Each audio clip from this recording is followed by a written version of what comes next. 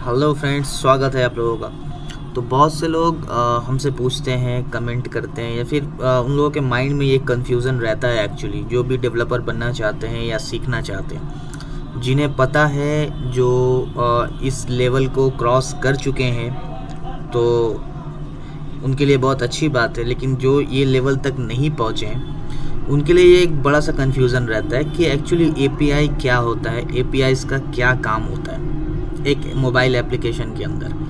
ठीक है, हम किसी भी एडमिन पैनल को कनेक्ट करते हैं अपने एप्लीकेशन के साथ, तो उस पर हम एपीआई को यूज़ करते हैं। और भी बहुत सारी चीज़ें हम अपने ऐप में, मोबाइल ऐप में शो करने के लिए एपीआई का यूज़ करते हैं। कुछ डेटा को भेजने के लिए, डेटा को रिसीव करने के लिए हम लोग एपीआई का यूज़ करते हैं। तो what is API? API actually क्या है?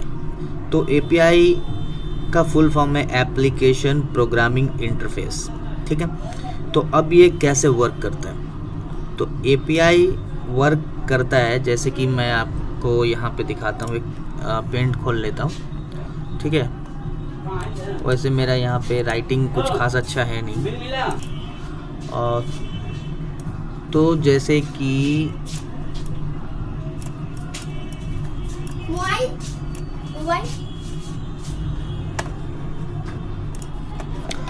तो ये हो गया हमारा ऐप। ठीक है, बहुत ही गंदा सा एप्लीकेशन है, बट कोई बात नहीं, आप लोग समझ जाइए, ये एप्लीकेशन है। ठीक है, और ये हम बीच में बना लेते हैं एपीआई। ये एपीआई है और ये हमारा सर्वर है। ठीक है, तो ये है हमारा सर्वर। ठीक है, मैं पूरा लिख नहीं रहा हूँ, एस लिख के सिर्फ ऐसे ऐसे कर दिया। ठीक है, तो अब जो है यहाँ से सर्वर से हमारा बहुत चीज़ें कनेक्ट होती हैं, जैसे कि MySQL डेटाबेस हो गया, और भी बहुत सारी चीज़ें कनेक्ट होती हैं सर्वर से। ठीक है, तो बेसिकली आपके ऐप में आपका ऐप का जो यूआई है या उसके अंदर कोई सा भी कंपोनेंट है, तो उसमें एक ऐसा क्वेरी कुछ रन हो रहा है। ठीक है, मैं आपको अच्छे से समझा देता हूँ। जैसे कि मान के चलिए कुछ भी ऐसा है जो क्लिक करने पे कुछ ऐसा डेटाबेस निकल के आ रहा है, जो कि डेटाबेस से आपका फाइल आता है एप्लीकेशन पे। ठीक है, अब वो सर्च रिज़ल्ट हो सकता है या कुछ भी हो सकता है। तो यहाँ पे जो भी डिस्प्ले हो रहा है वो आपके सर्वर से फेच होके आ रहा है। ठीक है, तो अब इस केस में क्या होता है, यहाँ से आपके ऐप से रिक्वेस्ट निकल के आता है एपीआई के पास। ठीक है, यही मतलब एपीआई के थ्रू आता है। ठीक है, एपीआई के थ्रू आता है और ये सर्वर पे जाता है। ठीक है, और यहाँ से फिर वही चीज़ सर्वर से रिस्पॉन्स होके जाता है एप्लीकेशन पे। ठीक है, तो ये जो चीज़ें रन हो रहा है, ये जो घूम रहा है, ये हो गया आपका एपीआई। ठीक है, तो अब एक्चुअली ये एपीआई क्यों है? इसके जगह में आप डायरेक्टली भी सर्वर से अटैच कर सकते हैं, या फिर ऐसा भी हो सकता था, बट ऐसा क्यों नहीं होता, इसके पीछे रीज़न है। जैसे मान के चलिए अगर एपीआई नहीं है, तो इस ऐप के थ्रू आपका सर्वर का कंट्रोल यूज़र के पास चला जा रहा है। तो यूज़र आपके सर्वर पे कुछ भी अटैक कर सकता है, कुछ भी प्रॉब्लम आ सकता है आपके सर्वर पे मोबाइल ऐप के थ्रू। ठीक है, और एपीके का क्या होता है, एपीके में लिमिट होता है कि कौन सा यूज़र को क्या क्या चीज़ों की परमिशन है, नहीं है, ये चीज़ एपीआई जानता है। कौन सा चीज़ सर्वर से निकाल कर देना है, कौन सा चीज़ नहीं देना है, ये भी एपीआई जानता है अच्छे से।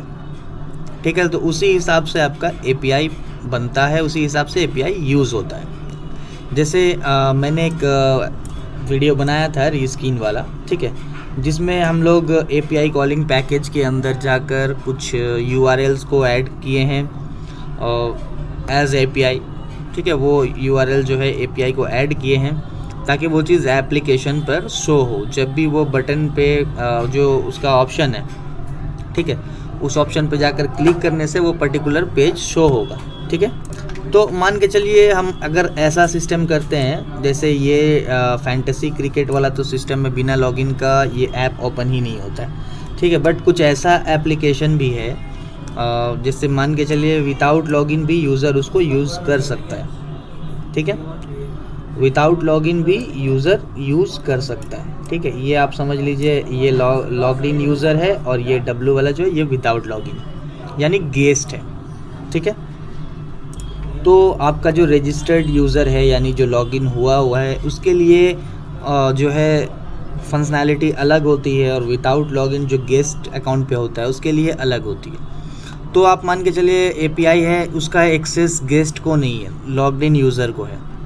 तो यही सारी चीज़ें API के थ्रू हैंडल होती है। जैसे एक एग्जांपल ले लेते हैं, बड़ी बड़ी API कंपनीज़ हैं जो लोग API प्रोवाइड करते हैं, वो लोग अपना खुद का डेटा सेंटर्स, डेटाबेस को मैनेज करके, मतलब लोगों को बैठा के डेटा कलेक्ट करते हैं, उसके बाद वही डेटा को बेचते हैं एज ए API। जैसे आप अगर एक फैंटेसी क्रिकेट वाले एप्लीकेशन बनाते हैं, उसके लिए आपको एक क्रिकेट का API का ज़रूरत होता है। आप कुछ गेमिंग साइट्स बनाते हैं, अगर उस पर आप गेम चलाते हैं उसके लिए API की ज़रूरत होगी। लाइव कैसीनोस चलती है, उसका API प्रोवाइड होता है। आप सिर्फ एक ऐसा ऐप बनाते हैं जो कि क्रिकेट का सिर्फ लाइव स्कोर हो, उसके लिए आप API डाल सकते हैं। API के थ्रू डेटाबेस रन होता है, बट उस API के थ्रू आप उनका सर्वर पे मतलब एक्सेस नहीं कर सकते। तो दोस्तों API का जो काम, उम्मीद करता हूँ मैंने आप लोगों को अच्छे से समझा दिया है और आप लोगों को समझ में आ गया होगा, ठीक है। ये बेसिकली एक साइकिल है जो कि इस तरह से चलता है, ठीक है। यही चीज़ यहाँ से रिस्पॉन्स जाता है और फिर यहाँ से यहाँ से रिक्वेस्ट जाता है और यहाँ से रिस्पॉन्स होकर आता है सर्वर से, ठीक है। तो दोस्तों उम्मीद करता हूँ ये वीडियो आप लोगों को अच्छी लगी होगी। वीडियो अच्छी लगी हो तो वीडियो को लाइक करें, दोस्तों के साथ शेयर करें। समझने में कोई सभी परेशानी हो रही होगी तो कमेंट कर सकते हैं आप। और इस वीडियो में अगर अच्छा रिस्पांस मिलता है तो मैं एक लाइव API बनाकर एक डेटाबेस से कनेक्ट करके आप लोगों को दिखाऊंगा कि API का एक्चुअली क्या वर्क है। तो दोस्तों अगर हमसे कोई एप्लीकेशन या कुछ भी वेबसाइट वगैरह बनवाना चाहते हैं तो डिस्क्रिप्शन में हमारा WhatsApp नंबर है, WhatsApp कर सकते हैं। उम्मीद करते हैं वीडियो आप लोगों को पसंद आई हो। मिलते हैं अगले वीडियो में, तब तक के लिए goodbye, take care and thanks for watching.